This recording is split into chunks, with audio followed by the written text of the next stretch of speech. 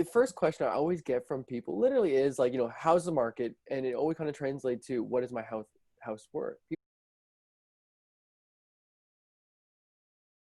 Hey, Paul, good to see you again. Paul from Remax Hallmark joining me once again on the show. We'll call it, I don't know if it's a show Yeah. or not, It's a but show now. It's a podcast, right? Official yeah. podcast. We're going full show. We're going Hollywood now. Yeah. So I just thought I'd have Paul on because I know we both, as a mortgage broker and as a real estate agent, we get asked a lot of common questions. We were just chatting before it got started. Like, I'm grilling him, well, Paul, how much is my house worth? And apparently that's a question you get asked all the time. I assume you just know what every house is worth, like as a robot of the real estate Yeah. world. I think it's my expectation as a real estate professional to know the value of all, thousands and thousands of houses in the GTA. Just Nice. a drop of a dime. So we'll play a game. I'm going to give you an address, and then you answer how much the house is worth. Is that how it goes? The first question I always get from people literally is like, how's the market? And it always kind of translates to what is my house worth? People always want to know, how they're doing in the market. People invest a lot of money. It's the They biggest want to asset that know. people. Yeah, they want to know how rich am I, Yeah. basically. How am I doing this week, right? Yeah. And especially Yeah. during this time, like it's been a little bit more worrisome for people. So people are checking in a little bit more like, hey, how are things going? Am I still up in the game right now or should I jump ship? Right. Yeah. Like if I were to just cash in all my chips, how would I be doing? Right. So how do you answer that though? Like, do you just give them false information and, back away slowly, or is there like some rhyme or reason to how you answer that question? Well, I kind of asked some qualifying questions because really, the market, just like as we were talking about last week, can act very differently depending on, what you're talking about. So are you talking about buying? Are you talking about housing? Are you talking about condos? Are you talking about the rental market? And at the very same time, they can all be doing something different. So I kind of qualify just to kind of find out what they're curious about, really. Mm-hmm. Yeah. So you try to get a sense. I mean, I assume you want to find out how serious they are to moving too, right? Like, I mean, you're in the business of real estate. You want to find out, is this person just asking for conversation or are they trying to like sell their house? And then you base it on that, I assume. But then trying to figure out, okay, well, where do they live? How big the house is, I assume, like that, those are all interesting pieces of information you need to know. Yeah, I mean, I'll literally get this in an elevator, at a party, like it doesn't matter, in the playground with my kids. Like Yeah. it's just as soon as you mention you're in real estate, it's like the first question that pops into someone's head, like, oh, well, how's the market? And then you Yeah. start qualifying, like, are you talking about your house? Are you talking about a condo? Are you talking about investing? What are you thinking? And as you kind of go down the rabbit hole, often they'll come back to maybe it's their house, and they'll say, well, I'm just curious on how the market is for my house right now. Right. And then if Yeah. they really want to know, it's asking kind of qualifications, just getting a little bit of understanding about their house. And I've come up with some broad strategies because I get the question so often on quickly answering it in Toronto. Yeah. I mean, on the playground is like the prime spot where I get asked mortgage questions. Like, we really have nothing else to do except for sit and chat about, what's going on in real estate, what's going on in the market, what are interest rates at? I get that one all the time. What are interest rates at? I mean, it depends so much, right? Like, I'm sure it depends on like how much is your house worth. It depends on what, how much of a down payment you have. It depends on your credit. So it really, and also the purchase price, right? Like if you're buying over $1 million, that's a different rate than if you're buying a $600,000 condo with, the minimum down payment. So, I mean, it goes back and forth, but it certainly is an interesting question trying to figure, okay, what do people want to know and trying to give them, a good answer. Yeah. I mean, ultimately, if someone is serious about knowing the value of their home, I can basically say, hey, let's take it to the next step. I set up a Zoom call. Maybe let's get some details with the house. But like I said, just quickly give me a neighborhood, give me a frontage of your property, give me the size of your house, how many bedrooms, washrooms, and I can give you a broad, ballpark, but it's not going to be accurate. So if someone is really looking for the value of the house, that's like a sit down, or it used to be walkthrough. You used to, hey, I'll swing by and come walk through your house and see what it looks like. Right. Now this days it's kind of more of a Zoom call or phone call and getting. Yeah. Nobody wants you in their house anymore, right? No. They I don't got know a if they really wanted me in the house in the first place. they got a polite way to decline you coming into their house now. Yeah, All right, exactly. we're social distancing, Paul. So well, that's good. And I mean, but I even get asked that, like, well, what do you think my house is worth? And I'm like even less like prepared for that question because I just don't. I know what the house is worth that I'm trying to get a mortgage on, but I don't pay attention to like the broader sort of rules of thumb for property valuation. I have a tool I use to cheat, and we can look up and see, some comparables, but it's not really super accurate. Like it gives us a ballpark, but it doesn't give us here's exactly what your house is worth. Yeah, yeah. No, I know it's a lot more complex of a question than people expect, but it is really the biggest question that people have on their mind. Like it's funny. It's almost I don't know what I'm looking for, but it's almost counterintuitive where people want to know this so badly, but it's also not what's going to be on the mind, like the exact Yeah. information at the tip of every professional. So you want to know, you were saying before, like neighborhood, like type of property. I guess if it's condo or semi-detached or detached or townhouse, that's going to make a difference. Size of the property is important. And you were saying frontage, which I had never considered before. I Yeah. guess the bigger a property, like wider a property is, the more it will Well, differ. essentially, I try to come up with. I'm a very analytic person. I'm sure you've probably experienced from my breaking down the numbers, but I Yeah. always look for a way to kind of create an analytic, like a system almost, or a process in which I can determine values fairly quickly. And now there's so many intangible factors that go into a house that's hard to be accurate without actually really kind of narrowing it down. But I remember when I first started in the business 10 years ago, I tried to make it as analytic as possible. And what I realized is evaluations an art just as much of it as a science. But some quick thing is just the frontage of the house often dictates the size of the house. So Right. a 16-foot frontage house is going to be much smaller than a 25-foot frontage house. Just typically, right? So if I know the frontage of your house, I know, and I've done this where I've taken whole neighborhoods or whole sections in a neighborhood and said, what's the average price per front foot of a detached house, of a renovated house, of an unrenovated house, of a tear down, and broken down the differences. So even when I'm talking about the beaches, right, I can see that typically like a tear down house, let's say I was working with a flipper, and we're looking for what's going to be a quick deal. I know the typical price per front foot we're looking for is like a 55,000 per front foot. So 55,000 per foot. yeah, so on let's say a 25-foot lot, you're going to want that to be, do the quick math, but 55,000 times 20 feet. It's about 1.1 million is the pickup Right. price. Okay. Right.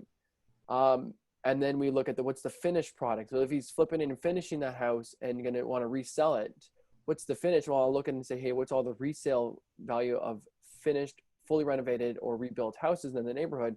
And it could be 100,000 per front foot. So that same property that he picked up for 1.1, its ceiling or projected resale value once fully rebuilt would be 2 million for 20-foot frontage. Is that how people think about it? I've never thought about it in that way. Like, I guess what you could buy it for versus like a fully renovated house, getting a range of going from 1.1 to 1.6 versus how much you would actually put into it to fix it up to get it to there. Is that kind of a good valuation how you would do it? Yeah, I mean, that is the way I've done it. I mean, I have a commercial designation, and so I've worked with a lot of investors and people in that industry that look for kind of making it analytical. Like if I pick up a house in this neighborhood, how much they know their construction costs, they know their building costs, but what's their floor and their ceiling heights for potentials, and that is something they come to me and ask. So I came up with quick systems because often deals don't sit on the market. You have to know quickly how much a lot is worth, or a property could be worth for picking up, and then what you're going to sell it for, and to provide those values. And even for if you're looking for a buy and hold situation, looking at those numbers fairly quickly. So you do all your own commercials then is what I got out of that. I've done a lot of commercial work. I do a lot more resale. I prefer the residential side, but yeah, I've done a lot of commercial work on terms of working with whether it's commercial leases, commercial buying, land assembly and development. But no, my preference is to stay in the residential game. I think there's a niche when you can focus on what you're good at and what you like to do. Yeah, It's much more, it saves me a lot more time than having to do all these research for the different for segments of the real sure. estate market. Yeah, I do the odd commercial deal when it comes along. There's fewer of them, right? So, where the bread and butter is the residential. But my commercial days are behind me. As a waiter in an Applebee's commercial, my claim to fame. But all the commercial stuff is now just in real estate. That's You don't know fair. where to take that one. Like, I'm actually thinking about how I get a hold of this commercial. That's how we're going to start all interviews with. yeah, I'll let you Google for it. It is online. All right, amazing. Well, send me the link. Yeah, I won't be doing that. Yeah, that's too funny. I mean, the other thing I look at too, I was thinking about different price for front foot is not something you're probably familiar with, but price per square foot, and I'm sure you've heard that for condos, Sure. Yeah. right? And that was, for condos, when I started in the real estate industry, as real estate agents, we didn't have to put the square footage in for a condo or a house. And that changed in about 2013 or 14 when it became a mandatory field that we actually had to fill out, and people started actually taking into consideration what's the price per square foot of a condo. For sure. Right. And now it's the new norm, where it's almost like every website, every even the news articles I was reading this morning about pre-construction, they all talk about what's the price per square foot. And that hasn't been done so much for housing. And I've actually broken it down and looked at housing price per square foot, and there is trends. They're just harder to get the size of houses. Yeah. And there's more factors to consider, like garages and finished basement versus walkout basements. But I find that even the price per square foot for houses can be a broad tool to use to determine value. If I know a house in a given neighborhood, if it's a 1,500 square foot home, and I know that typically renovated houses go for $1,000 a square foot in that neighborhood, someone can ask me, well, how big's your house? And they'll say, well, it's 1,500 square feet. I'm like, well, it's about 1.5 the value of your house. So it's also a quick tool we can use, and ultimately it doesn't account for the nitty gritty of getting in there and actually doing our own. Like I said, it's an art, not just a science, but a feel of the house, the character of the house, and what's going on in the market currently. But it gives me a broad tool to when I'm sitting on the playground, my kids are on the swing, and someone turns to me, I could say, hey, what's the front of your house? What's the size of your house? Have you renovated? What updates have you done? And I can really give them a broad value that they're fairly confident. Like, okay, that makes sense. Yeah, you can give them a range too, right? Like, I assume you don't nail yourself down to your house is exactly 1.5, right? Yeah. It prevents me from over-promising. 1.4 to 1.6, like maybe that's a little bit more better. But in condos, I mean, I've just seen the price per square foot go up, year over year, or even month over month in some cases. The number that was like, wow, I can't believe, I think it was even like a year and a half ago, I can't believe condos are $1,000 a square foot. And this was like pre-construction that was coming in. Wow, this is $1,000. Kind of like a run-in-the-mill condo that maybe a few years ago was maybe $500 a square foot. We talked about this last week where, prices have been escalating and maybe they've dropped a little bit, but, are you seeing is there a number now that you're seeing in terms of like something central in the, downtown core in terms of condo valuation for price of square foot? Do you typically look at that number? Yeah. I mean, I've done it where, well, essentially the thing about price per square foot, it's like, those bell curves where you see, it goes up and then there's an average and it comes down. Yeah. Right. The average, even for any given building, ranges by about $200 a square foot. And I don't think people most realize that when they hear a building, the price per square foot of my buildings, let's say it's $1,000 per square foot. On the low end, those units that are on lower floors or have bad views or are blocked or a terrible layout, maybe selling for $900 a square foot. Okay. And the premium units with the penthouse or the great views or the big balconies and the great layouts, they'll sell for $1,100 a square foot in the building. So the average ends up being $1,000. Right. These are just, I mean, I don't think people realize. The other, 900 to 1,100, like, depends on the layout and what's available in that unit. Yeah, it's actually a typical when I sit down with a condo, either buyer or seller, it's one of the things I disclose, like, hey, we're going to use price per square foot as a broad range when we're going to different buildings, whether you're pulling it up on a website or I present it to you. It's just keep in mind that price per square foot will vary within a building by almost $200 a square foot. That's a 20% range on $1,000 per square foot. So, I mean, but I look at it and you can literally, if you do the math on it, you can see that downtown core is 1%. Let's say a certain price per square foot. And if you go a little bit further out to a neighborhood, let's say Liberty Village versus Mimico and the Park Lawn area, you can see that price per square foot on average change for each area. Right. So it would drop, I assume. It would drop. Yeah, it tends to further out you go from transportation lines or the core, it tends to drop. Right. Okay. That's interesting. Well, that's a good way for people just to be able to get a sense of when they're looking to buy a condo, why something, a Mimico might be different than Liberty Village for what seems to be the exact same unit, or, a better layout in the same building is also interesting. Like that does make a big difference. You can get a 600 square foot unit with a terrible layout feels like something much smaller than a 600 square foot with a better layout will feel much more spacious, much more usable space. Yeah, 100%. I know I've had clients who are like, I'm not going to buy anything under 900 square feet. Like that's my cutoff. Otherwise it's going to be too small. And then I'll show them like an 860 square foot unit. So I'm like, you guys have to see this. And based on the layout, if everything just, the view, the floor to ceiling windows, and the layout's just really open and inviting, they'll be like, okay, I can see myself living here. So I usually tell people don't use don't use a number as a cutoff, but understand that like even 1,000 square foot unit compared to an 860 can feel similar in size if one is like the 1,000 square foot is laid out terribly or compartmentalized. Yeah, I mean, if you're making decisions based on, man, I can't get my furniture inside an 800 square foot unit versus a 900 square foot unit, you can get new furniture too. Yeah. Well, you try and explain that to people, but again, it's this. I don't know if you find this, but we're trying not to make decisions based on our current furniture that we have, right? Yeah. Like this is a real thing. Yeah, I know. I mean, and that's the thing. I mean, people are very visual. I find, I've been doing this for 10 years, and it is very visual. No matter how many times you explain this furniture that you see in the unit is oversized or doesn't work, when a unit is laid out properly with the right furniture, it can make it feel completely different. Sure. Absolutely. So I think buying for the space, every property that I've bought, and I've had a designer come and help me with it because I know the difference that, someone who I don't like doing that stuff. They love to do it, so I let them figure it out and lay it out because once it's done properly, it makes a big difference. For sure. Yeah, no, I'm not like I feel like you hire people based on what their expertise is.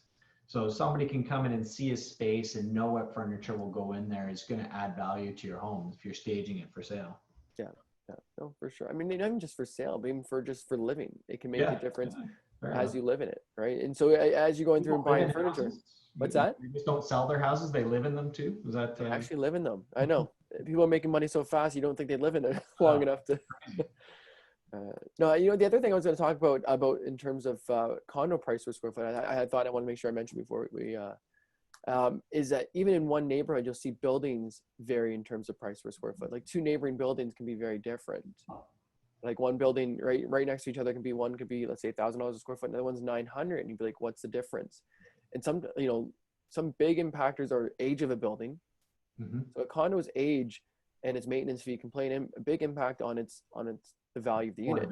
Yeah. As the age goes up, the maintenance fee goes up, and that affordability impacts. So $100 in maintenance fee equating to, let's say, $100 in mortgage fees.